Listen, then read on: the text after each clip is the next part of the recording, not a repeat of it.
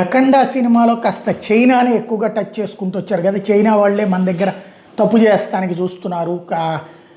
ఈయన స్థూలంతో అక్కడ కైలాస శిఖరాన్ని ధ్వంసం చేయడానికి చైనాకి సంబంధించినటువంటి మాజీ సైనికాధికారి, ఇదే ప్రస్తుత సైనికాధికారితో పాటుగా మాజీ సైనికాధికారులు ఇద్దరు స్కెచ్ చేయడం, వాళ్ళు ఒక రకమైనటువంటి పరికరాన్ని వినియోగిస్తున్నటువంటి సందర్భంలో హీరో కూతురు వెళ్ళి హీరో కూతురు కనిపెట్టినటువంటి పాయింట్ని బేస్ చేసుకుని వాళ్ళు దెబ్బ కొట్టే ప్రయత్నం చేయడం, చివరికి హీరో బాలయ్య కాపాడి ఆ కైలాసాన్ని కాపాడటం, ఇదంతా సరే సినిమాల్లో అది జరుగుతూ ఉంటుంది. ప్రస్తుతం అయితే చైనాకి సంబంధించినటువంటి కైలాష్ ఎపిసోడ్ అయితే ట్రై చేస్తోంది మొత్తం ఆ కైలాష పర్వత ప్రాంతాన్ని కబ్జా చేయడానికి అన్నటువంటి అంశం క్లాసిఫైడ్ ఫైల్స్ ద్వారా ఇప్పుడు మరొకసారి వెల్లడవుతుంది.